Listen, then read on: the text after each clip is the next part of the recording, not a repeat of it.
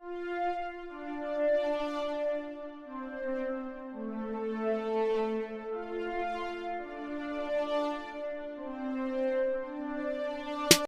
everyone, and welcome to a special episode of the Baby Show. Actually, it's the Borderlands show. That's right, I'm Mike. That over there is Dan. Dan, how are you doing this fine Monday night? It's a Monday. Um, kind of like you said it, dude. It's a Monday. Don't have too much going on tonight. Got from work, had some dinner. Now I'm gonna do this and go to bed. So, Always a great Monday. That describes Monday beautifully. yeah, really, the only worst day is Tuesday, and I just feel like, Hold what up, does hold up, hold up. Tuesday ever bring to the table? Are you trying to tell me you think Tuesday is worse than a Sunday? Yeah, Because the Sunday has because the like I dread. still have to wake up and go to work on Tuesday. But Tuesday you've accepted your fate. Sunday has like the dread of what's coming. But Tuesday is like, I've accepted my fate that I have work and I have, at least Monday, if you want to look at the positive side, it's the start of a new week at work. And then Tuesday is just like, shit, dude, I got 4 more days. So this is a good way to go into this actually, because where I work, so I work for government stuff, and there are some people in there who are like full blown government employees, and it's notorious. So where I work, you basically get bonuses like if you were an active duty troop, if you were in battle, like a bunch of stuff like that. So Hmm. one of the guys I work with talked about he used to knew a guy who was going to retire in a year, but he had so many vacation days like saved up, he'd take every Monday and Friday off. His logic was, no one wants to be there on Mondays. Mondays suck. By the time you get to Friday, no one does shit anyway, so why am I here? That's pretty true, honestly. So you just work Tuesday through Thursday since the last year of employment. Honestly, I do think that unless you have something super important happening on a Friday, it should be a half day. So then, Because, like, is that not a slippery slope that of then a couple years later people will be like, so we just shouldn't work Fridays, and then Thursday comes the half day, and that's fine. Then we'll just be like Spain. Everybody in Spain stops working at 3 every day. you're right. And we're gonna talk about two things. When's the last time Spain won a war, and what is Spain's economy? Right. First off, to your two things. Number one, when has Spain needed to be in a war? And number two, it's in the shitter, but that's Weren't not they important. literally in World War II? On the No, bad side? actually, I, I'm I thought they were on the bad side of World War II. pretty sure that Hitler was just like, "Hey, Franco, I'm gonna not mess with you," and then it was like the same deal he made with Stalin, but he invaded Stalin No, first. I think it was the same deal he made with Mussolini, but Franco wasn't an idiot. Well, I mean, and I could be wrong, but I'm pretty sure that Franco was also a fascist. That's why, But yeah. they were just having like their own problems, and they were like, we're gonna stay out of it. And then once they saw that the other fascists were losing, they were like, nah, we're cool. That's when all of a sudden they like took down, they like had the flagpole, lowered down the Nazi flag, put up the communist flag, and went, "We're good, we're good, we're good." But that's like a long time ago, Spain.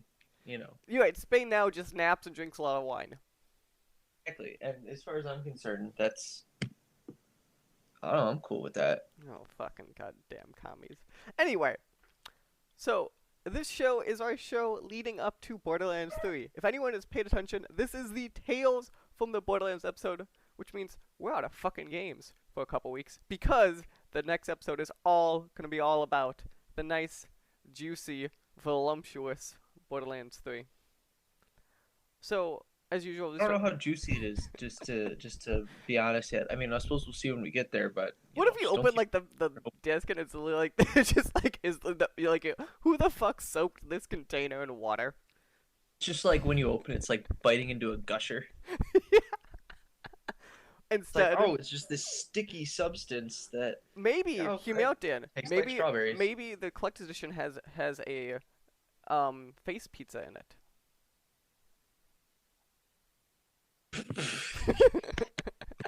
You know what? Oh, skin I pizza. That's the term. I didn't get that edition, so I mean, I'm not gonna find out. But that would be kind of cool. Can you imagine if they made like a joke, the skin like pizza edition? That'd be such a deep cut, but it'd be so great. I would probably have to get it if that was the case. Anyway, so this episode is all about Tales from the Borderlands. The general stuff as I go over every time. The Borderlands series has sold about 43 million units. This is the sad tale of it. The estimated number, because we never got a full number, is around a million units of this was sold in its entirety. So substantially less people than any other game. Uh, this game was a multi-year release cycle because it was an episodic game. It released over 2014 through 2015, so starting in November 25th of 2014, which is like 2 weeks after pre-sequel came out, and the final episode released on October 20th, 2015, almost an entire year.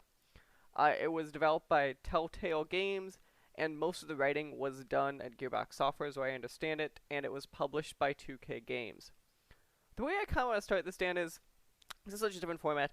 What is your experience with like the Telltale adventure game style going into this? I played Tales from the Borderlands approximately 1 month ago. So I was curious. I wasn't sure if you've touched like the Walking Dead games or like the old Back to the Future games, even any of that stuff. No. Truth be told, I'm not the biggest fan of basically like playing an interactive movie. So I'm curious then, on face value, how did this feel to you? Because I feel like to me, they were able to make this feel more actiony than like the other ones in the series. Um, that's a good question. I think had this game like had no connection to the rest of the series, I don't think I would have ever picked it up. I think as far as shut up, dog, that's rude. I think as far as like actiony-ness to it, I guess kind of what I expected it to be, but I'd be like, yes, I love this. This is great. This is what I want all my games to be. Also, you got to learn about the Telltale Jank everyone talked about. So Yes. look, Yes. I have a 4K TV now. Literally, it just throws a line in the middle of the screen half the time because it doesn't know what to do when you're on 4K. So that's a thing I had to deal with because I had to Yeah. replay this game. There was even some issues I got because you can't download it on the store anymore. I had to order a copy of it from GameStop. And the only GameStop that had it near me was 124 miles away. So, shout out to Amazon. Yeah, that is a thing also because Telltale Games isn't a thing anymore, and this is a really weird case where they just took down all of their games, and then if you didn't own it, you just can't buy it anymore. So like, it's very interesting because it's not like The Walking Dead. At least, that was their big series. It got saved by Skybridge, whoever owned actually The Walking Dead, like basically bought up the rights for releasing those games. But like something like this, like 2K never came in and saved the day, so like Tales is just gone basically. I know. I think you may have touched on this in the last episode, but when I played the new DLC that came out for Borderlands 2, I mean, I was just like, what the hell? Why are Scooter's dead? Okay, like all of these things have happened.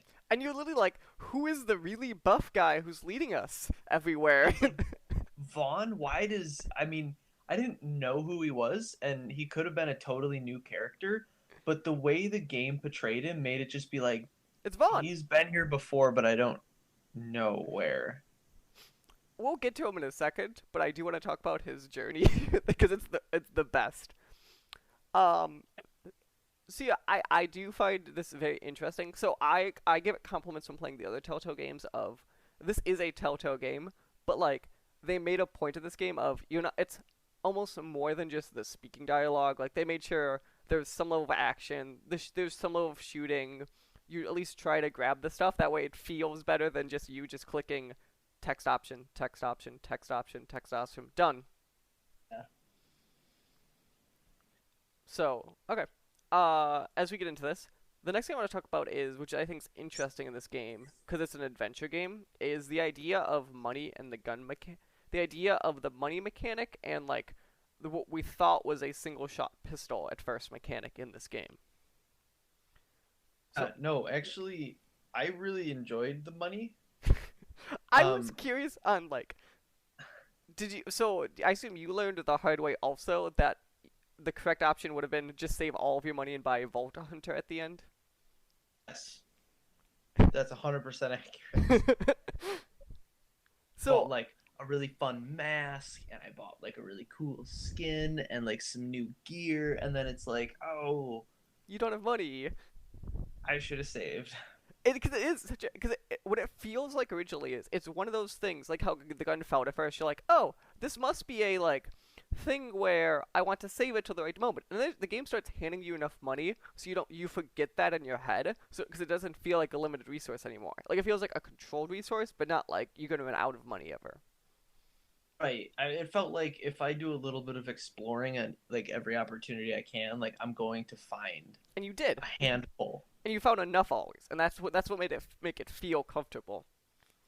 And then I would get to, the next moment where I could purchase something and be like, oh, okay, well, I can afford this, this, and this, And then the but I scooter would see be like a whereas if I thousand didn't bucks. spend money on the last one, I could have gotten this and this. Right, and to me, I felt like that was a good constraint of like, but the issue was at a certain point, like half the time I liked the middle tier option, so like by the time you got to like choosing Hyperion costumes, I had enough money for whatever the fuck I wanted. Right. Yeah, and there's that kind of, at least the way that I play it, it's like I never go all out on the first one because it's like, well, I know I'm gonna need it later. Like you knew that at least they built this mechanic with that in mind, but I for sure the first time especially did not realize that like, oh, the correct option was to buy nothing if I wanted to buy a Vault Hunter. Yeah, and like I said, it was cool. I definitely on another playthrough would kind of pay a little bit more attention in the beginning because I don't think I found it right away, and then I saw like I found money again, and I was like, oh, I probably missed like a handful of drops. Mm-hmm. So the next one I have is the idea of this limited gun mechanic, which eventually became not limited, but like, what was your opinion of like in the beginning? They're like, here is this bullet, and then eventually this energy ball. So basically in your head, you thought you had two bullets this entire game. Like, what was your opinion of that? And like, did you feel like you had to use it ever? Um, I the first time I got the gun and I got the one bullet, I felt like Captain Jack Sparrow. And so like every time that gun was pointing at somebody, I was like, this isn't meant for you. And that And was kind of then my feeling too. That's my problem with it. yeah, and I mean when I get the option to like be a good guy in games, I usually am. And so going along with that is, hey, I could kill you right now, or maybe I'll kill you, who knows. But I also have this option to just not do anything and not create a conflict, and I often go with that option. Okay.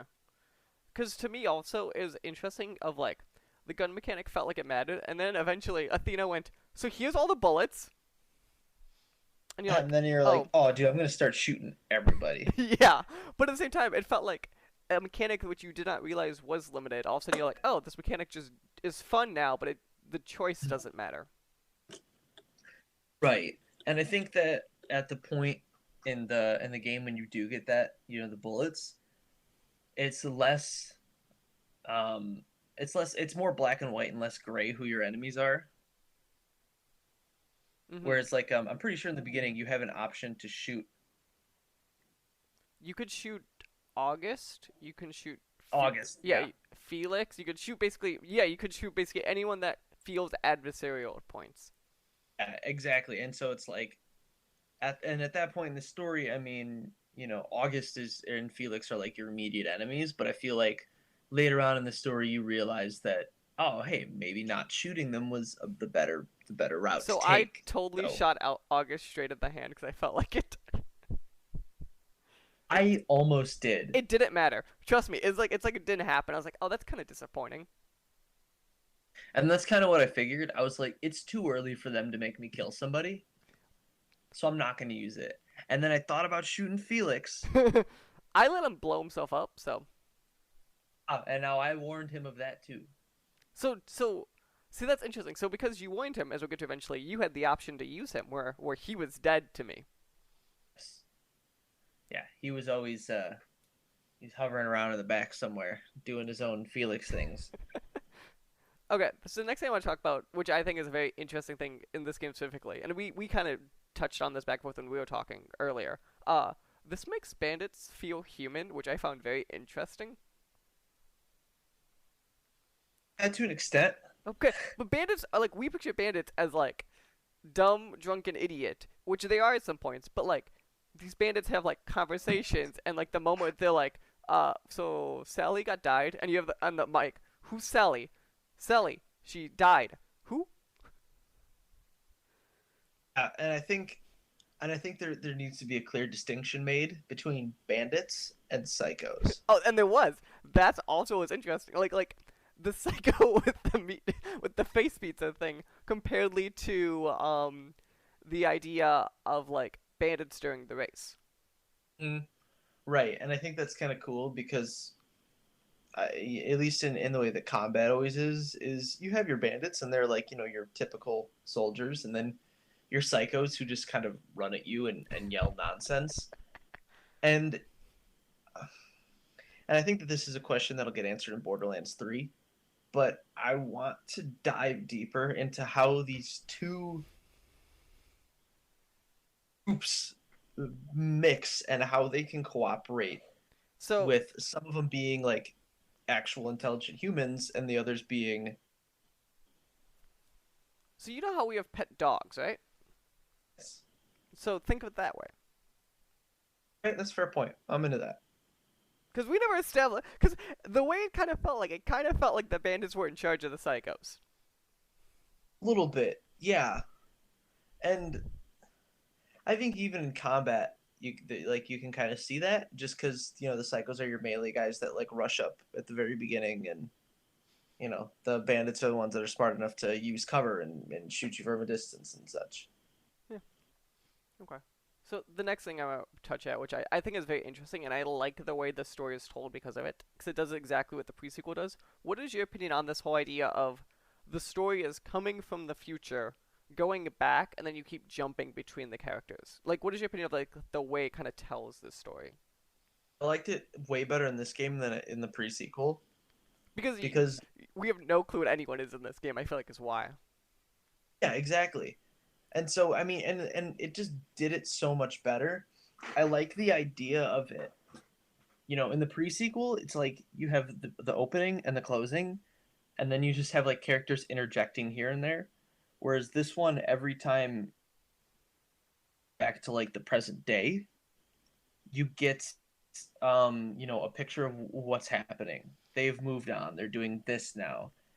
You can tell the story through flashbacks, if you will, but still consistently keep up with what's happening while the story's being told. Okay with it. So it's very interesting because, and this is going to be a weird cut. It reminds me of the way that old Assassin's Creeds used to tell the story of like you forget you're in a flashback. And that's lost on me because I never played Assassin's Creed. So Assassin's Creed, the whole thing was in essence was you'd hop in machine, you'd be going through the story of the guy's life, and then you'd hop out of the machine. But because the way they did that, you'd forget you were in a machine during that time, and it'd be like, oh yeah, this isn't the actual current timeline if you'd say that. Gotcha. Okay, yeah, I understand what you're saying. Like you kind of forget that you're being dragged through the desert by some mysterious figure. Because you do until there are moments where the story gets crazy, and all of a sudden he's like, no, that did not happen. Tell me what actually happened. Which are always funny as hell. I do really enjoy how like it always ends with like somebody's like exaggerating too much. And the other person just goes, no. Do you mean like when um, Zero appears immediately and they're like, you've got the part where the Vault Hunter showed up? I think my favorite part was when you're playing as Reese and you encounter August and you get to steal his heart or blow his mind. See, I like the one where it's you're playing as I think it's Reese because Sasha's trying to push you out of the van continually, and basically you have to as the other one you have to basically admit if we're not trying to push him out, and then you go and we're trying to push him out, and all of a sudden he gets interrupted. He goes, no, really, what happened? And all of a sudden Reese goes, no, they were trying to push me out. Yeah. Yeah, just stuff like that. It kind of makes it seem. It makes it seem like there's like actually a story being told. You know, it isn't just like you're playing a game. It's like no, these people are telling it as you're going along, and you can see where they interject on each other's stories, or try to paint themselves in a better light for whatever reason. Or So the other thing I want to talk about before we get into the episodes themselves is Vaughn. So Vaughn went from accountant to accepting Pandora to being so ripped that there was a literal moment where Hugo had to get him a shirt because he was uncomfortable with it, to becoming the leader you find him in the DLC. Vaughn's probably one of my favorite characters in that game. Um, I love it so much when his shirt's off and Hugo just walks up and he goes, I'm gonna go get you a shirt. you're like uncomfortably ripped. It's really funny because I feel like there's a lot of games that the people are just stylized like that. They're supposed to look tough and strong, and I think it's funny that here's this dude who is ripped, and everybody's like, "What? I didn't expect that." And all of them are Because you're just kind not of like okay playing with it, it. you're like, "I didn't either." And it's literally all of them are just like, no, just stop it. So I really appreciated that, just for I don't know, just because I thought it was great, and I think he's really funny, and he's a really funny character, and his story is just so like, huh, all right, sure. Okay, so now is where we get to the fun part. So I made notes for each of the episodes, and I figured we'd go over like the highlights, and we'll stop at points that make sense. So Yeah. so to start off, the first episode is called Zero Sum, because it stars one of the best Vault Hunters, obviously. My first note of this episode is, unlike the pre-sequel, this game began with a fucking song like Borderlands is supposed to. Just a note. Just Pre-sequel didn't start with the song, did it? No, there was no music in the pre-sequel, and that there was the credits music, but there was no opening Borderlands music. Oh man, that's another thing I hate about that game. And for the record, as we'll get to it, all 5 episodes of this game had original songs. Yes, yes, I do remember that. And for the record, all of the openings were fucking amazing. They were all really really well done, and they all like My I don't know, made you feel like you're watching a movie because they always came in like perfect, not like right at the 20 minutes beginning. in. My favorite is the one in episode 4 when they're going into space. Yes, that one was pretty good. There was the other one too. I don't remember if it was credits or if it was an opening, but when they're being chased by the rat hive. That is the second episode. That's the opening when the thing gets ripped in half. Yep, that's it. I Uh, thought that one was really fun. Yeah. Okay, so after I had a song, my next note was I really like this museum. Like you walk through the Museum of Odysseys, and then you meet one of our favorite characters from a DLC you never thought you'd see again. Jade. Which is my next favorite thing. Did you appreciate how this entire first episode took place basically in Oasis? It's honestly, it's kind of cool that, and I mean, there's a lot of places that you've been to already in like different games that are in Tales, but you're just like, oh, it's kind of cool, It's like we were there, and we didn't see this part of it, so this is like, kind of makes it feel like the world is, happening even when you're not in it. So the highlight obviously of this episode is when you first when the boys come down to Pandora and you get to meet someone who I assume you did not think would play a big deal in this game, but Loaderbot. Loaderbot was like Vaughn was probably second favorite, Loaderbot's favorite. So when you dropped a Loaderbot in this game, I assume in your head there was no way this was gonna be the arc that tied the game together, right? Honestly, I thought like because you have the option to like make him like retreat or like self-destruct or something Yeah. like that, and I was like, oh, I'm gonna make him retreat, and my thought was like later in the story, like, oh, he'll like pop in at like a time when I need And him. it'll save you once or whatever. be the end of it, and then it's like, oh no, he's a reoccurring important character. And he becomes like objectively the most important character in the game.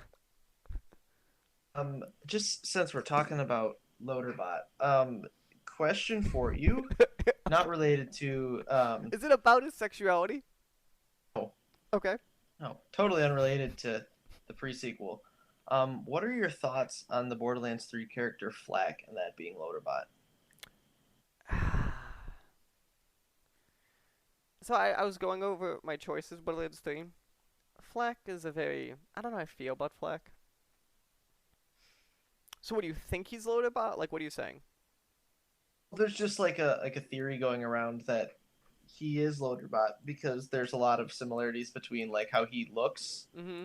and then how the character that Loaderbot plays is at the end, how he looks and communicates and stuff. Hmm. Interesting. Definitely look it up Yeah. because it's definitely kind of like a sound theory, and I don't know how I feel about it. If it is, everyone would literally just lose it. And to me, it would make sense too because it sounds like that this is the game where they're trying to tie Tales into the rest of the series. And you could see it too. Like you could even Tales, you could start seeing why they made it matter. Hey, and so I feel like they'd work in Loaderbot somehow. That w- that would be good. The only thing is him being a Beastmaster doesn't make sense to me if he is Loaderbot. Um, yeah, I don't know. I've thought about that one too.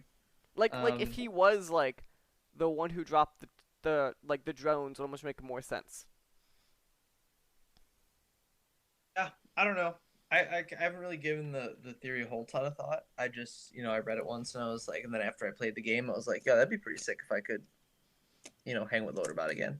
Nice. Okay. Okay. Next things was you got to choose what Loaderbot was. So I chose he had a gun and a rocket.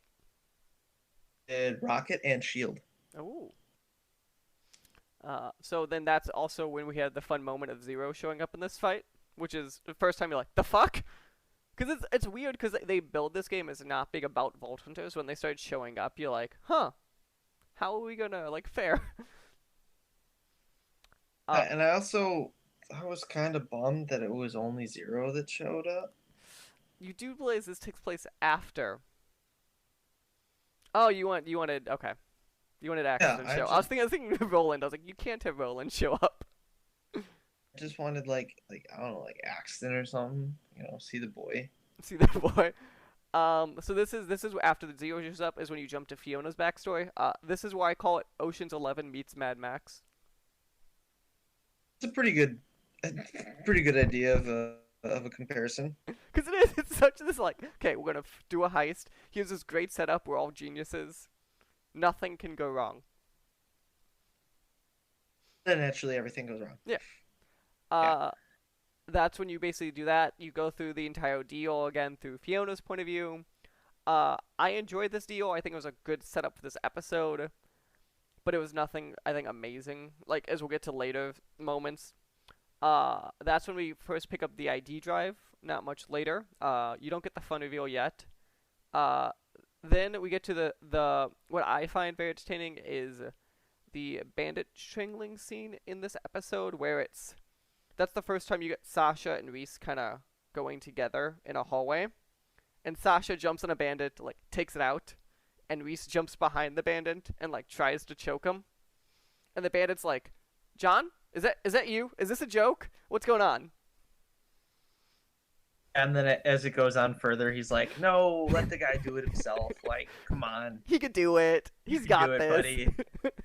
And it's just like, oh, that's great. That's hilarious. And that's when he does headbutting, and this was one of my favorite lines. And when we found out is headbutting means hooking up in this game, because that was the bandit. He like headbutts the bandit. The bandit goes like, "Oh," and something along the lines of like, "I'm getting lucky tonight." Yeah, I didn't really pick up on it, but it's a bandit, so I got you know. I got it. It looks like I'm riding the shack train as he thrusts his lower region. Was the Texas thing? That was the actual quote the bandit says as you headbutt him. Oh yeah, I remember you. I remember you sending that to me.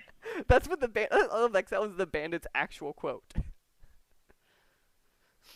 Uh, Uh, and then basically they get in. They find this is where you get to the moment of where they basically find this hidden Gortys project, like of what this uh, map is. And this is when you get the moment of this is why I was curious from your point of view is you do that, the episode's about to end, and Jack just appears. that one threw me for a loop. Cause you, I'm not gonna lie. I'm curious. Did you know like Jack was the main star of this game? No, Okay. no, not even close. And I got my own feelings about having him be such a prominent character in the game. This is equivalent to me of like Joker being an Arkham Knight. It's just to me, it seems like you could have done something else with somebody else, and But like I appreciate how it was Nakamura's project, and like we saw it in the DLC in two. right, right. I mean, it definitely did, like like wasn't like game ruining or anything like that. But I don't know. To me, it just was like, oh, we're dealing with Jack again. Okay, I think Jack in this one's very interesting because he slowly gets control, but in a different way. right, yeah. And I mean, I think I think, I don't know. I didn't like it because naturally I wanted to play the game being super anti-Jack. but like you were very torn because you played a character who wasn't at first, or you had to make him. Right, exactly. And so it just like seemed that being anti-Jack the entire time felt it just kind of felt off. Like this isn't like if there was canon, that's not how it would go. At least in the beginning. Well, it is canon. Oh, but I mean like you get to make your own choices. So Yes, it's and like it's only like the big choices are canon if you'll really look at it. yeah, and so I just feel like, the moment that Jack showed up to me, I was like, "Oh, dude, you're psycho, you're a murderer." And it's just like, but that's just because that's how I would have played it. But I feel like the character in that moment would have been like, "Oh, hey, well, all right, It's Jack. what up?" Well, besides the fact that he's in your head, that is a little weird. Yes. Yes. But I mean, you get what I'm saying. It just, I don't know. I guess if my biggest critique in the game, honestly, is that I kind of wish that it had been a different villain other than Jack. Okay. Uh, so now we're on to episode 2. Again, I want to put this out. There was a fun Marcus opening and a song. Uh, the first big opening in this one, which I really liked, was sporking the eyeball. Like legitimately made me uncomfortable. It was so good. You need to do it, and like you had to go under, pop it up, then you had to like squish the spot, and you catch it midair. Yeah, that's just like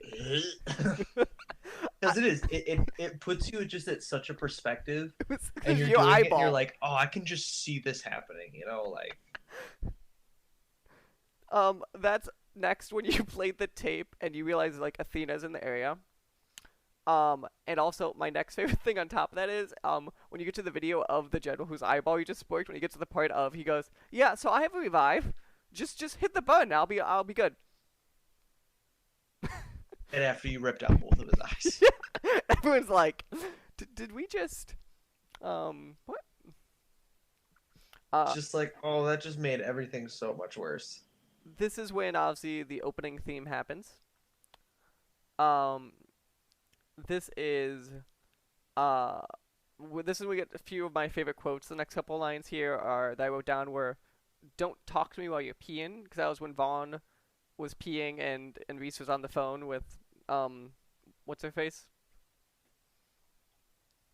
That's Yes. with God. I wrote this down with Yvette. And it's Yes, thank literally you. he's peeing in the background, and you're like, "Don't talk to me while you're peeing," while he's on a video call. Solid quote and solid life advice for anybody who needs it. I like the next one I have is when there's like a big gun on the table. It's the big gun that Sasha uses as the game, and it's some men have nothing to prove. Those men don't use this gun. I do remember seeing that, It's such a great. and I still really wanted to take the gun. It's such a great quote, isn't it? Oh boy, I got another sneeze coming. Just a heads up. Oh no! Oh no! So this is where I'm curious. So this is obviously at the point now where you're separated from the girls. Did you choose to go to Old Haven or Hollow Point? Do you remember? Hollow Point. So you went to Hollow Point. So I went straight to Old Haven. So I was curious, like, what do you do when you go to Hollow Point Um, oh boy. as the boys? Oh boy. Wow, I really don't remember. Because as the boys going to Old Haven, that's when you go there and you activate the Gortys Project secretly under Old Haven. That's all you really do there. Yeah, and that's what you do too if you go to Hollow Point. You end up going back to Old Haven too and doing that. But are you with Wow, the for the life girls? of me, I cannot remember. So when you do it, then after you went there, are you with the girls then when you activate the Old Haven thing? Yes. Okay, so that's the difference then. Us, it was really just the two boys and Jack, obviously, but Yeah. No, when you go to Hollow Point first, yeah, you meet up with the girls there. And then from that point, then you go to Old Haven. so my next favorite thing I've written down here is when you're traveling and the bro dialogue at least for me happened where it goes like bro, bro, bro, bro, bro, and you like do knuckles. Yeah, bro. Oh. Yeah, that was really funny. I had a good giggle about that. So when you're with the girls now, this is when you go meet Scooter, which I assume at this point was sad for you because It you was knew. okay because he was still alive at that point. This is where Um, I found it interesting because this is when we found out that Springs was taking over basically of the business or a good chunk of it. mhm. I like um, the one thing I noticed was there were wanted posters lying around, and one of them had Brick on there, and Brick's apparently wanted for cannibalism. yes.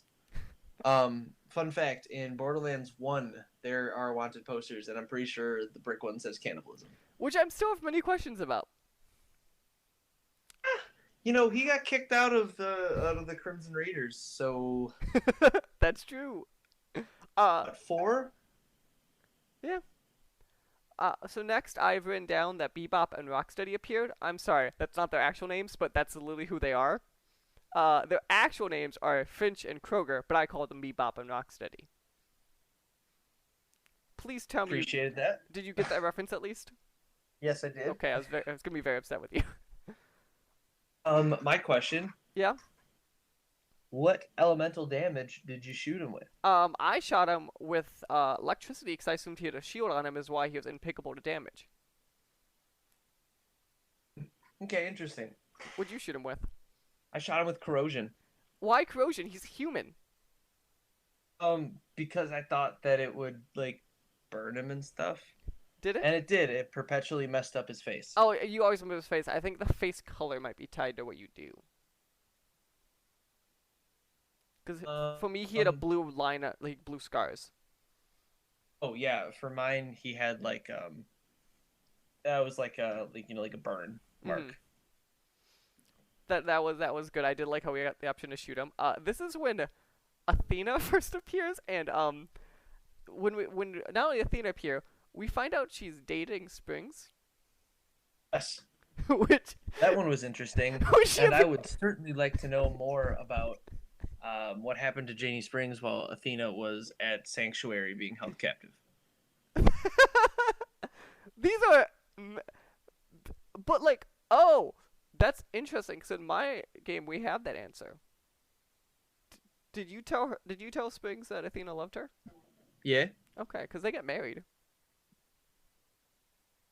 So Oh yeah, no, never mind. I forgot. I would just kind of forgot the order of the games. yeah. Uh, Yeah, never mind. Next, this is when you have the fun motorcycle scene where like the girls actually knock over the motorcycles, and this is when I love it because the bandits say my vibration crotch machine while running at them. That's what they call motorcycles. Is their vibration crotch machines? I'm gonna have to start saying that at work. Yeah, with you this is very fitting. Like, oh, hey, what kind of vibration crotch machine is that? And somebody will look at me and be like, "What the hell did you just say?" This is how you get fired. The next great scene I have written down is Jack remembering who Hugo Vasquez is. Did you start calling him Wallet Head after that? Oh yeah. Yeah, same. Well, it was such a great monologue. He's like, I know this guy. I know him. Like, I tip my tongue. Like, it's not a punching bag. I punch everyone. He's not special. Like, I love that whole monologue there. Uh, next, I was kind of upset when he died, to be honest, just because it yeah. was so soon after we learned the wallet head thing, and I really wanted to see like just wanted to see that come to fruition in a better way. That's true. Next we have it where basically that's when you guys go into the nice dome thing, and it goes the sparkly lights, and you make Gortys appear as the Mhm. ball. So at this point, I'm curious. What did you think Gortys was? Like before we met the robot, No, like or Gortys at the end of episode 2 is just the ball. You have no clue what it is. oh yeah, dude, I honestly I didn't really know.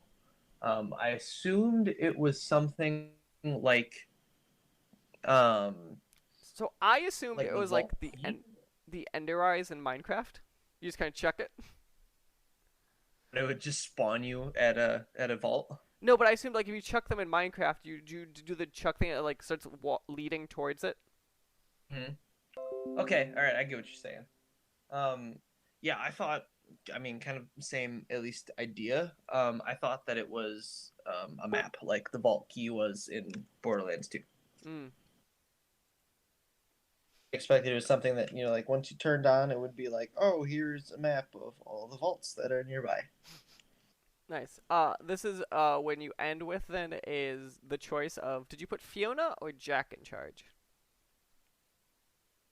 Fiona, That's what I did too with the flashbang. never trust Jack. So my first playthrough, I did Jack, and it's actually really cool because he legit just takes control of all the drones, just chucks them on the enemies, and goes, "We're good." Interesting. Because all he wanted to do was Probably get a out. little bit more smooth than the Fiona. Yeah, as we'll get to. So now on to episode 3. We start with basically Lodobot coming in to save the day, sort of. Then we get to meet. This is when we meet what's her face? I think the first time. What's the big baddie's name? This is where we meet. Bertha. Yeah. This is where we meet her for the first. We meet Valerie for the It's first not time. Bertha. We meet Valerie here. Valerie. There you go. Because this is when Lodobot tries to save the day. Valerie appears. We get to do the infamous "Who screwed the deal" option. I said Hugo screwed the deal, so in my head I thought that's why he died.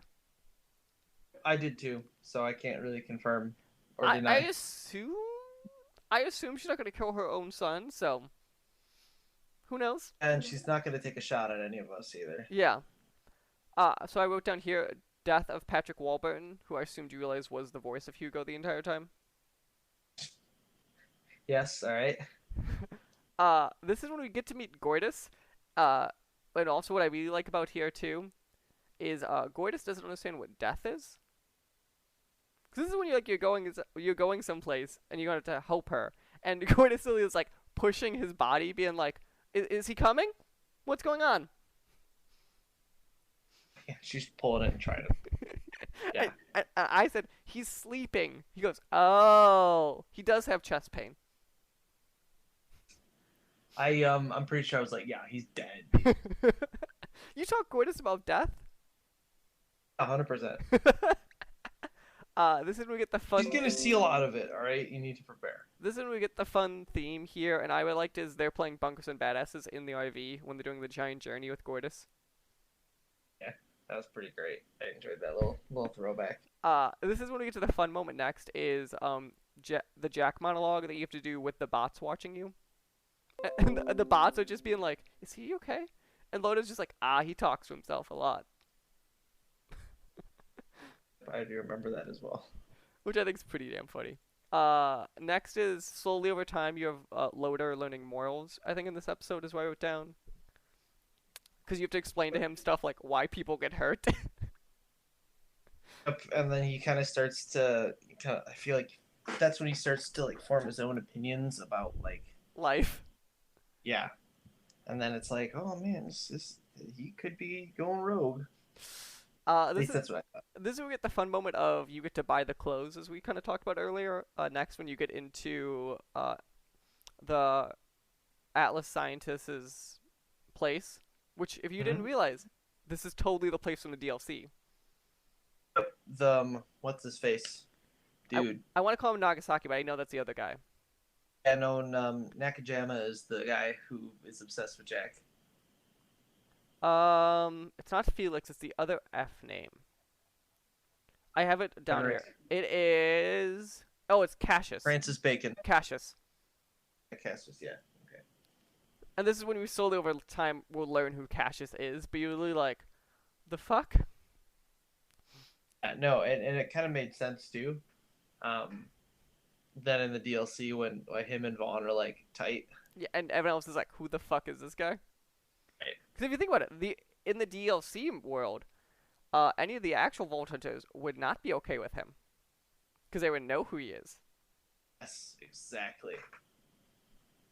So So I don't know, kind of cool. that's Satan's pretty cool. I like the So this is when they go into their separate quests. And first off, you have the soon to be lovebirds going down, and I like the dropping to the ground moment when they're dropping to their death as the bridge is falling, and eventually Sasha Oh, drops the right, salad, right. And then what's his face just like let's go and screams. stand there and no big deal. Yeah, this is what the option of. Did you start deciding they should be lovebirds at this point or no? Yeah, I think so. Did you give them the flower? There, yes, I did, and yeah, because there was like one. I think it was in episode 1 or 2 where they go off like the first time they go off by themselves, and there's like an option to Mm-hmm. push it, and I was like, yeah, why not? Uh, I think that's pretty funny. I like so next is when you get back to the other side where it's Athena and what's her face. This is where you have Brick appears and you have the fun Brick and Mordecai fight. Which I was really conflicted about It was because it made interesting. them seem like bad guys. It did, but also they're Vault Hunters, which is kind of what we get to here. The whole point of the Vault Hunters, the right price, they'll do whatever. Yeah, and I mean, I suppose it's kind of true. It I don't know, it just made me look at them from a different light, you know? It did, but also this is the moment where I go with my theory of like how where the games take place time wise. This is where this comes from. This exact moment. Because it's Brick and Mordecai capture him, go, Lilith will be great to see Athena. Then you go to the pre-sequel, and it's literally them torturing Athena. Yeah, yeah, and then you're right, and I think that's at that moment that's kind of where the pre-sequel then starts to take place, Mm-hmm. and there was really all the observation I was gonna make on that. But yeah, so you have those fun moments. I forgot to mention this entire time, by the way. Until about now, Vaughn has been paralyzed about an episode, which was really fucking Yes. funny. And I think my favorite part was when it becomes unparalyzed And and the his eyes. eyes are dry. Someone licking them, Got it. kissing them, shitting them. Started thinking about it, and like That had to hurt. that would be miserable. Going through the desert. God. You think your eyes would be like dry? Like this is gonna sound disgusting. Wouldn't they be like raisins at this point? I don't really think that it last as long as they did, unless somebody was like regularly like pouring water or something. 'Cause that's what I mean. Like they at that point should be like this shriveled up thing that doesn't work.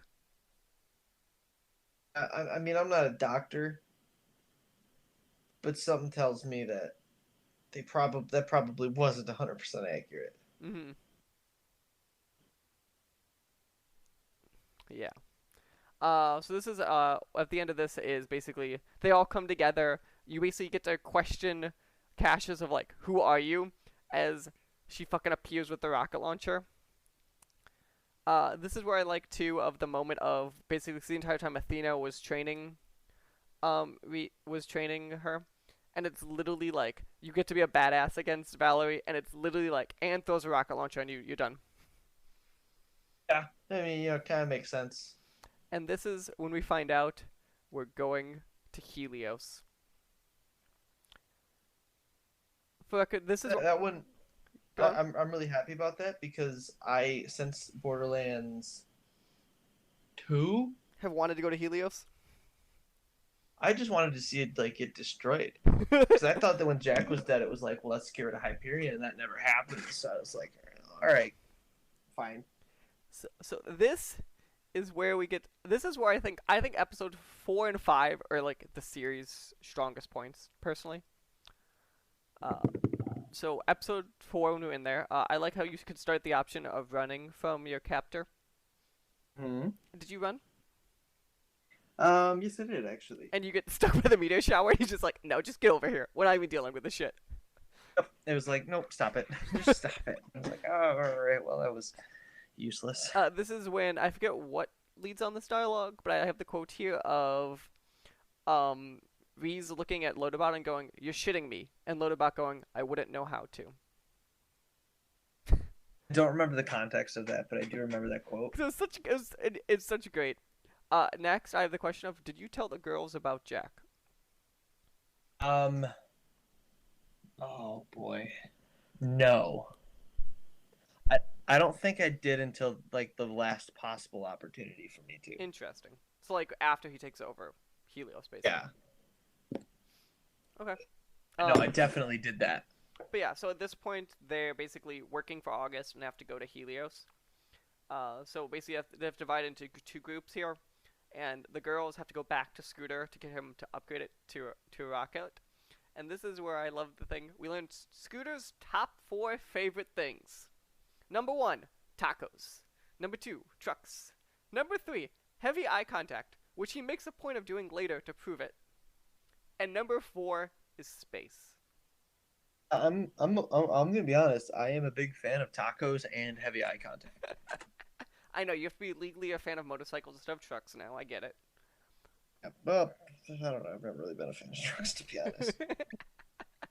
But that's for a whole nother reason. And then this is when the boys get to go, and basically the plan here is to get. So Reese is supposed to show up dead, is kind of like what the goal of Hugo was. So they're gonna go in and digistruct Hugo's body onto Reese, and then use Hugo's O body and digistruct Reese on top of it.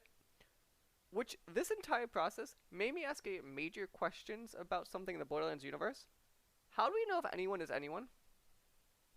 It's really funny you said that because that's what I was thinking when I was playing this part. I was like, if you have the technology to literally, well, Because digistructing clothes is one thing. We're digistructing faces. this is something that I've always thought was kind of funny, and I think it's just one of those things you're not supposed to ask questions about. Like in Borderlands 2, every time you die, you respawn at a Hyperion New You station. Right, right. So it's like, why didn't Hyperion just be like, hey, we're gonna cancel your New You subscription? And a lot of arguments for a lot of different things, but I think just be like, hey, don't ask any questions. But like this is the one especially where it's like if it was changing clothes is one thing, you're literally putting his face on you. Which we'll get to in a second. He's literally gonna put his face on him, but actually no. That is my next question. So what happens here is we found out a bandit ripped the face off. You have to go find the bandit in his skin pizza party. Which apparently they just have drunk and get drunk and have sex is apparently what they are after they put faces on each other, we found out. It goes, dude. My question is, how can the machine digistruct all of Von, no, all of Von, all of Hugo based solely on the front part of his face? Yeah, and I think these are just questions that we just should be asking. So after this happened, basically, we go through it. This is where you had the fun, touching moment of, did you tell Vaughn to go free, or should he wait for you? I think I told him to go be free. I told him to go be free because I wanted him to be the nice, shirtless leader he was meant to be. I think, yeah, I think that was probably what my goal was. That's because I wanted to push him to become a bandit leader. Probably just because I knew that he was going to become one anyway. But Yeah. So after this is you have what I think's a great opening with the spaceship, with the song playing and them launching, and it's like the smallest spaceship, but the biggest fucking rockets you've ever seen in your life. and they have like the dramatic like spacewalk on like opening onto the spaceship and stuff. Yeah, it's got me thinking about Scooter now, man. So this is the next part. So basically, when you're up there, Scooter had to go with you because it wasn't good enough, and basically something goes wrong, and you have to go up there with Scooter, and you have to go basically clear your own rocket. And Scooter's like, okay, now come help me. And I assume the moment Scooter said, "Come help you," did you know? Uh, yep, I knew it because there was something in um, the DLC that um, I think it was something about him like dying in space or something like that, like blowing up, and I was like, well, this is gonna be it right here. So yep. So when you go there and you realize that his hand is stuck, and you're like, I could save you, and he goes, there is no time. This must be done. This is the question. So Scooter's step one was to explain everything to you. Step two is to free the rockets. Did you let him do step three before he died? Of course, Okay. Step three was to make out with you. Uh, I debated not doing it because I was like, you know what? This is one of those things that like nobody's gonna know happened, and I feel like you gotta honor Scooter in some fashion. and then, So so I have a question. I assume after that you did drop the satellite and it said catch a ride. it wouldn't say anything else. The moment it gives you any other options, I'm like, if you're a type of person who will drop the satellite, it's gonna say catch a ride, right? As far as I'm concerned, if you didn't pick Catch a Ride, Like, did you even play the game? right? So this is when now basically you land into um, Helios, and this is very quickly when you realize stuff is not what you thought it was. You realize immediately that Yvette betrayed you, which was a very interesting thing. That she was the boss. I was kind of upset by it, and then I when you were Hugo, I just kind of treated her like crap Yeah, because okay. I was like, you kind of deserve it. You're a jerk. So this is when eventually you go into Hugo's office, which you didn't lose was Yvette's office yet, and you do the fun firewall gag I like, and then Jack helps you with the firewall. Yep. Next, I like it. So then the girls have to go become tour guides, and I like the part where basically they told Goitis, okay, when we have the ID, you're supposed to get her out of here. So Goitis' logic when he sees them grab an ID is to come with 50 cups of coffee, and he goes, I think it's like acid or something for you people, and just drop it on her.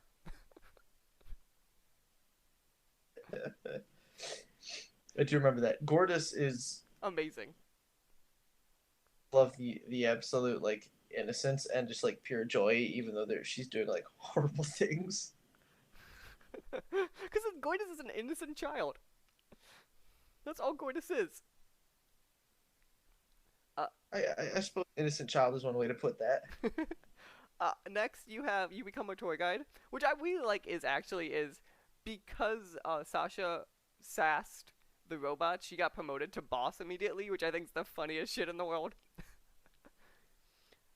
Then This is you have it where you get to be a tour guide now, and you get to do the VIP Jack tour. totally just BS my way through. So the thing that's upsetting to begin with is when you realize that Butt Stallion was real. Did you shoot Butt? Yeah, and that she was just kind of like frozen in time And I or like the whatever part the where thing like was. the guard was like, "There is no blood. Stop saying there's blood. That's not real." Like everyone knew it, and no one would admit it. Also, oh, I wish that there was one choice when you're in there and there's like a treasure map. Hmm.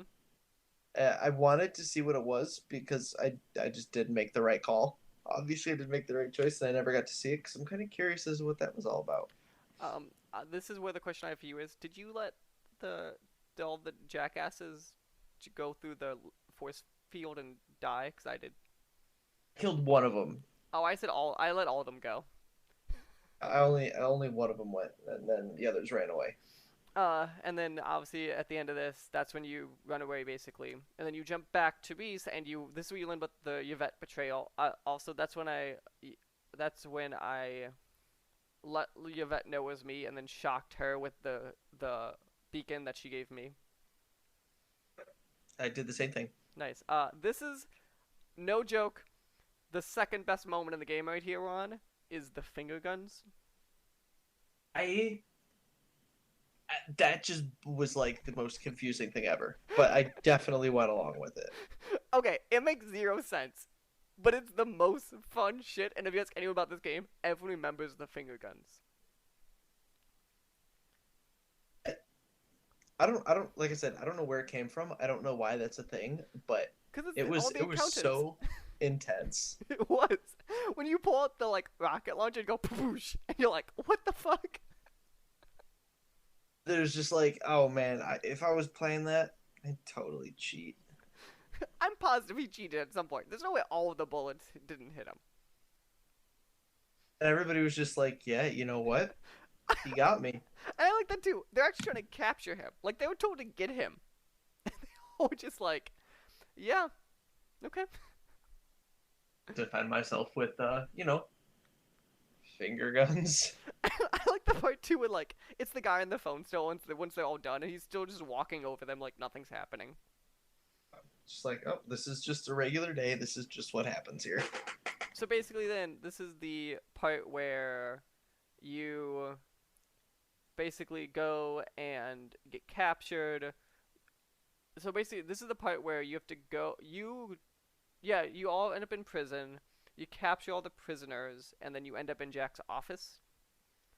And this is the hanger of this episode was that Jack by force will take over whether you let him to or not.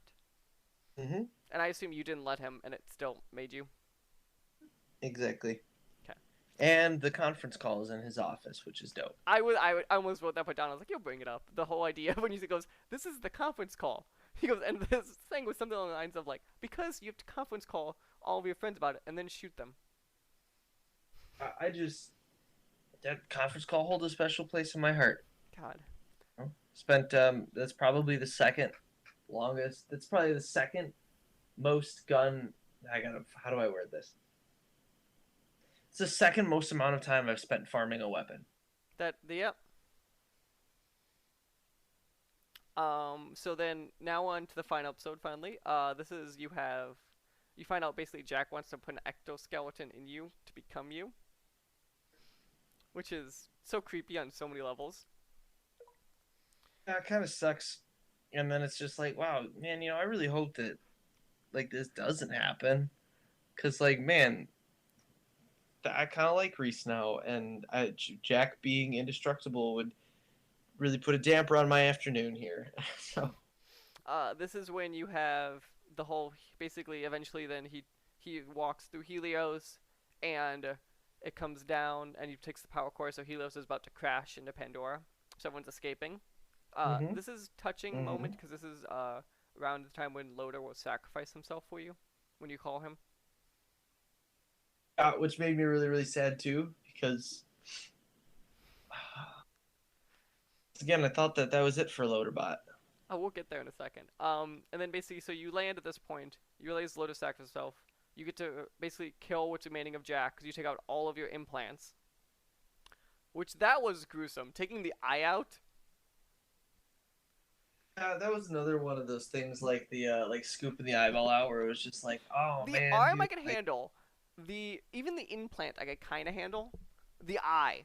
When you started pulling all of the strings continually. oh, I know. It's like when you're eating like spaghetti and you get a piece stuck in And you your have to like throat. pull it And you have out. to like pull it out, and you're like, But it's your eye. Ugh. I felt all of that.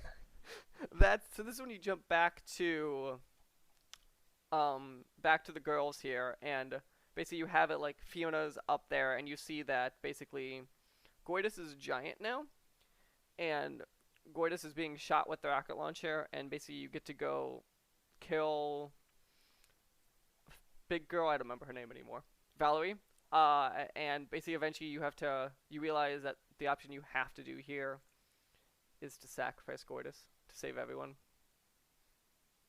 which Yeah, is kind of and sad. it was another really sad moment because then I was like, oh man, well, Gortys is just like this, like, innocent little child, and the Vault of the Traveler, sucks, and yeah, I was bummed when I lost Gortys too, and I was like, wow, everybody's dying now. Yeah, because you're not fully sure if Reese is gonna make it. You're like, okay, but yeah, obviously you did, but like it's still this.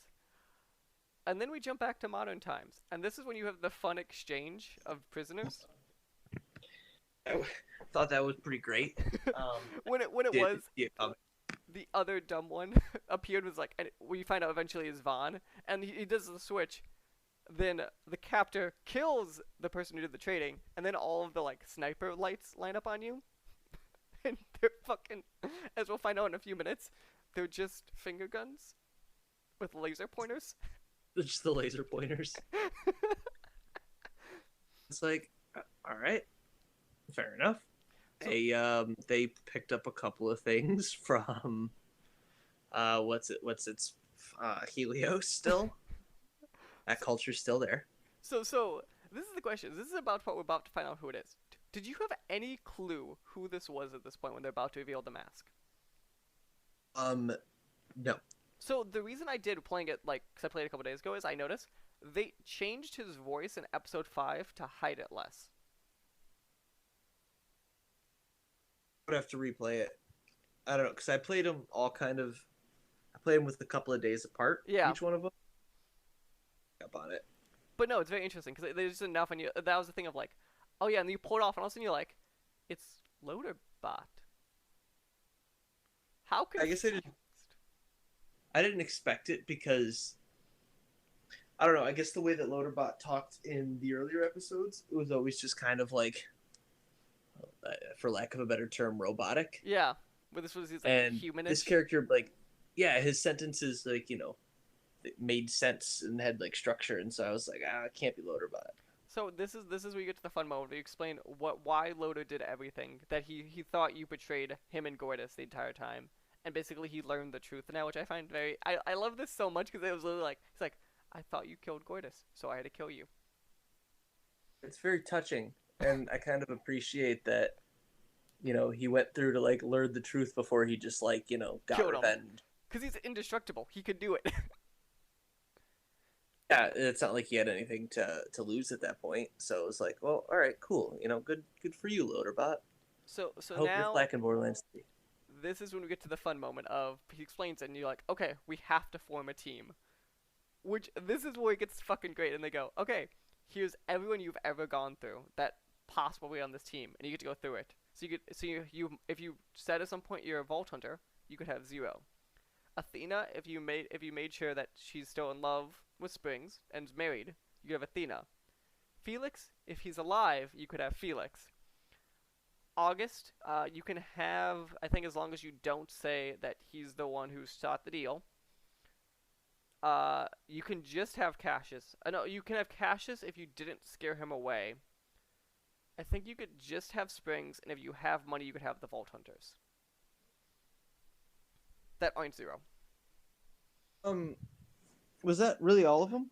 That's all I had. Did you have others? I feel like that there was somebody who was blanked out for me. That was the Vault Hunters. There was the question mark if you clicked on it. Oh, okay, it could have been them then. Yeah, all right. And if you clicked on it, if you had money, there's like a list of them you could get. Gotcha. Okay. So at this point, you had to pick 3. So I ended up with Athena, Springs, and August. That's kind of funny. Is that who you I'll had? be honest. I thought you and I would have picked the exact same 3. I didn't have the option of others. I picked Springs, Athena, and Zero. I couldn't do Zero because I never said I was Vault Hunter to him. Gotcha. Okay. You had to tell Zero you were a Vault Hunter when you met him. Interesting. Okay. Yeah, I did that. So this is when you realize that like basically you have a team and it's the girls are gonna go in and do basically teleport into the guy when he teleports, have to explode his teleportation gland. Basically you have the moonbeam and a bunch of that. So basically you summon Gortys now, right? In the big fight, once you're all in position, you have to convince Gortys that this fight will be okay. While doing that, Jackass Vaughn just sees an opening and tries to shoot the Traveler. And remember, his whole thing is he can just teleport at whim. And that goes absolutely horrible, obviously. And the whole thing here is then the Traveler basically beats Gortys to a living pulp. And then realizes he's want to kill Gortys because that he'll go away. So he decides to start heading towards the moonbeam. And that's when you realize that Reese can hop into Gortys. And Gortys eventually is like, yeah, I get the powers of all the people in here. And this is the moment, as I wrote down, go Power Rangers. I have a question. I get the Power Ranger reference. I would hope so. When you put all 5 fuckers in the middle of that thing, and you're using their powers one at a time. You know someone in a meeting somewhere was like, how much does it cost to buy the Power Rangers theme for 2 minutes? Because they're color-coded. It would have been worth it. It would have been so worth it. Give me for a second. Oh, I really had to blow my nose. It would be so worth it. Oh, I hope you keep that in the podcast. Oh, I am so. But it would be so literally worth it if they just started playing the Power Rangers theme when you all went in there. Kind of expected, if not Power Rangers, like Voltron stuff. Because it wouldn't be Transformers, because you're not in the Transformer.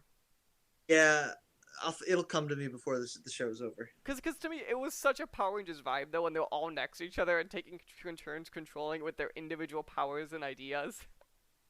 It just kind of felt like they were in that giant dinosaur thing, and you were just like, yeah, they're gonna win. That was a Power Rangers, Dan. I know, that's what I'm saying. Okay. This is when basically the girls have a chance inside, and they go in to basically put the bomb on the little floating heart and try to go away. This is when they realize that they're too far away, so Sasha then sacrifices herself. And they come out, and the moon cannon gets shot, and then the way you finish the Traveler, naturally, is with your finger guns. Of course, it all comes full circle. It does. This is at the end of that, you realize how it is. I like the thing where, once it's defeated, Gortys then can still exist in big form, and then appear in little form. Which... That made me happy, just because I felt like we had all that work to get Gortys back, and then it was like, well, we can't, we gotta have some way to, like, not be a giant. But he's both. That's what, it's not like he's like one or the other. He's both. he's like in it. So I was pretty happy with the ending, and definitely Sasha almost dying. It brought a tear to my eye. Oh yeah, that was good. And also you realize that like the gift that was given, that Fleeks gave the entire time was a revive. And you're like, are you fucking kidding me? I mean, again, full circle. Mm-hmm. And then that's made me feel good for not killing Felix too. I'll say I killed Felix. So that's when you had that though, and basically that's when you have to make the decision of. So basically, first off, we found out Gortys spot and Loader now a couple for some reason. Naturally, robot fornication. And then you have to decide: do you let Sasha and Reese become a couple, which I did. Mm. And then you have the fun moment of them heading into the vault. And the game naturally ends then after that with a group hug. And that is scene. That is the end. That is Borderlands. What is your opinion? The tale of... So I really like Tales from the Borderlands. So I'm curious, like, what is your opinion of the journey? I mean, I thought it was great. I really enjoyed it. I don't think that my placement on the rank is going to be fair. So, but it's not the kind of game that I would see myself playing if it didn't offer something of value to a series that I already really enjoy. Okay. So now it's time. We're gonna start this time with Death of the Playables. So me and Dan had a discussion beforehand. Even though I think they should count, so it's easier on us. He thinks the people you control inside of the Megazord should not count as playables. Um, yes, number one, we gotta make tough decisions sometimes on this show, and so far, I don't think we've had to make any tough decisions. No, we had a fight over was it Athena or a person who never played. That was a tough decision. Yeah, well, sort of, kind of, but this one, This is a these are tough the one. characters that you knew and you grew with for the whole game, and despite there being two really strong characters, I think two characters that I really enjoyed. I, I think it's Reese that needs to die. Would also say it is Reese. Because okay, so it's not even like a knock on either character, but I like Reese's growth from dipshit frat boy businessman to like human being. But I think the growth of um I think her growth of Fiona is much better in the sense of going from of like wannabe thief who like needed guidance and didn't know how to survive on her own, even though she grew in Pandora. Like she had very understanding, limited of the world, to like being this like fully independent person at the end of like actually not needing anyone if she doesn't need them, of like learning to accept friends, of getting training from Athena. Like you saw her growth structure made so much bigger of a growth. I feel like to like a character you care about at the end. Yeah, I think that really sums it all up. The other thing that I really enjoy too is just that with her, you kind of see a side of Pandora that you don't really get to see all that often. Yeah, It, like it is like the like people who live here side. And it's not like the right, crazies who live here, it's just the people who live here. right, exactly. It's not, these, crazy vault hunters who are these, like super highly trained people. It's not the Scooter. bandits and psychos. It is just the average person who lives on Pandora. Mm-hmm. And Reese is just, another corporation, lackey basically. And so it's like, well, we've seen you before. It's for good. I really like Reese's growth into a person. Like it was good, but like at the end of the day, I Yeah. think her growth was better. Agreed. And like I said, and I think this will go too with like when I said with the rating. I don't. That isn't a really fair assessment on Reese's character. It's I just think who he's he's great. against. He's just He yeah, would, he's just not for my the record, favorite. of the death of the playables, he is the best so far. So like, 100%. okay, I mean, I like Krieg, but I didn't like playing as him. that's true. So now we get to rank the games, Dan. I feel like we're gonna agree where this is not, and then we'll disagree. Okay, Here's where I well, think we'll agree. It is better than the pre-sequel. 100%, no doubt in my mind. So I think it's better than Borderlands 1. And this is where we're gonna disagree. Pitch it to me why is Borderlands 1 better? Well, and like I said, I don't think this is a fair representation of the game, just because it is a really really great game, But me, like I said, if this was a Borderlands game, and I mean, as you saw, I played it for the first time of like 2 months ago. Unless because it never gave anything substantial to the series, at least in my mind, play it, and I didn't really have any drive to play it. So, But here's my thing though. It did though. You just didn't know it did. well, yeah, but so like I guess the way I should say it is, if they made another game, another Tales from the Borderlands, the pre post sequel, whatever you want to call it. The post sequel. That's what 3 should have been called. um, If there's a game between 2 and 3, it's gonna be called the post sequel. I guarantee it. I hope so. I hope so. Um, but it's if unless it had a connection to the canonical story of the series, I wouldn't have played it. And not because it's a bad game or anything like that. It's just because type of game that I would usually go and play. And so because of that, I would have to put it under the games that I love playing and above the one that, sucked. I like how like we at least both agree on the sense of pre-sequel. So my argument for this game is, and I think kind of like over time when I fell in love with the story is, I like Borderlands the same reason I like wrestling, and not just because of Torque. Uh, it's like the like B to C rate story that makes no sense on paper, but it's like the journey along the way, and you get like wrapped into it. And I feel like this understands what this is. I think more than one did. 'Cause I think two is when they geared the formula together. Mhm. And I think this journey, like we talk about, like the Rock going up in like the Rocket opening, or all of the openings actually in this series are like how they work. The idea of like just like how many great lines are in this, or how many times you had like fights that made no sense, but like it was for character building, or like we talked about like sporking the eyeball, or like these things of like on paper and individual moments, nothing in anywhere in the Borderlands series makes sense, but it's the journey you go on to get to your endpoint is what like the fun part is. Mhm. Right. Sometimes the ride is the destination. Also, I truly believe that the best line is still in this is when you're talking about motorcycles. They are my vibration crotch machines. I'm being completely honest when I say that I'm going to start saying that at work. So I think we're at a standstill.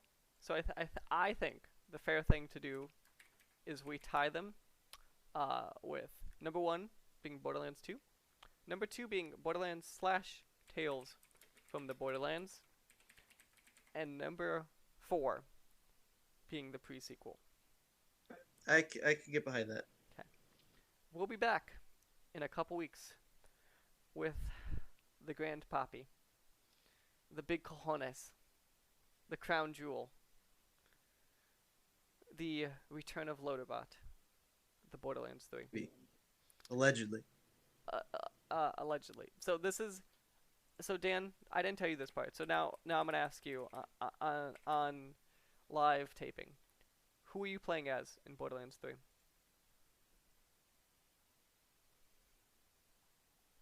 I've been thinking about this since you sent me that website with Mm-hmm.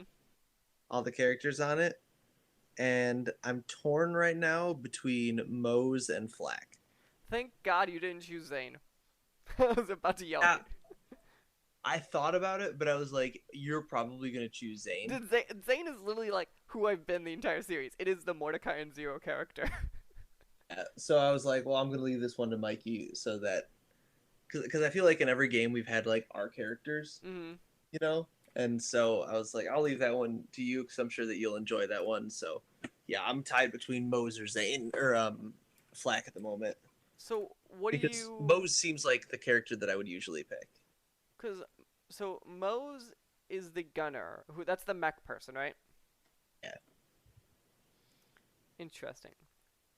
kind of like she's like the soldier of this game. I would say. Mm-hmm. It's interesting because there isn't a soldier in the traditional sense anymore. Because there is no like I would argue the soldier in pre-sequel was God, what's his face? The Wilhelm. the cyborg. Wilhelm. Yes. So like I would argue he was the soldier in that. Where this is, I feel like both of them you could argue or could be a soldier in this. Yeah, I just think Moe's a little more predominantly because she's more gun heavy, and she also has like the minigun and the railgun and shit. So it's like to me that just kind of says soldier. Okay. I also find it interesting if you go through. They have an online interactive skill trees that, if you noticed, each of the skill tree has different powers now, and you have to choose two of three of them. Yeah, that's gonna be kind of interesting. I saw that I was like, the fuck? It really messed with me when I was going through it the first time, and I was super confused. But yeah, I Yeah, because figured it's it out. like, and then it's like, then you have to go down it, and it's like how it equips. You're like, oh, this is interesting. And the way Yeah, they it'll do be the interesting action to skill see how it. augments. Yeah. Ooh, excuse me. It'll be interesting to see how that comes out in the game. Yeah, like how do they explain it? Yeah. And how does it? I don't know. How does it feel? How does it work in comparison to like just picking a skill and that being your skill? Then you can adjust that one skill. Yeah. Which when I saw that, I was like, oh, that's because it's interesting. 'Cause you have two skills. It's not like you have a skill also. Hmm. So yeah. So we will be back after we have. I don't know if we'll play all of Borderlands 3. At least have some time with it to digest our thoughts of the game. But we will be back once they release Borderlands 3 and we both get some time with it. Remember, you can follow the SWW feed on podcast services of your choice. You could follow me on Twitter at Mikey_Maroney. You can follow Dan at A God on the Run. You can follow the show at the SWW Show. And some exciting news. If you're going to be at GDEX this October in Ohio, let me get that statement right. You could actually see me and AJ. We're going to be doing a nice panel there talking about seeing basically the fun parts in shitty entertainment is I think basically the nice way of putting it. So like we're gonna watch some movie clips of not the best movies and TV shows out there, and just talking about like how there's goodness in every horrible thing out there. But yeah. So Dan, thank you for joining me for this fun episode, talking about a very interesting game in the series. We'll It's see you next time. always a pleasure to be on. Adios. This podcast was a product of the SWW Show.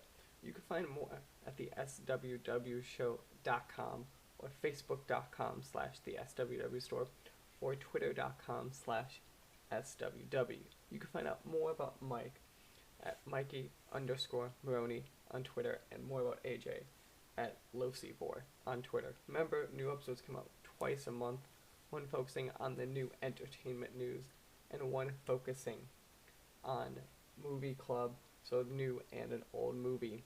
You can find out more again at the swwshow.com, and you can find the show on podcast services around the globe.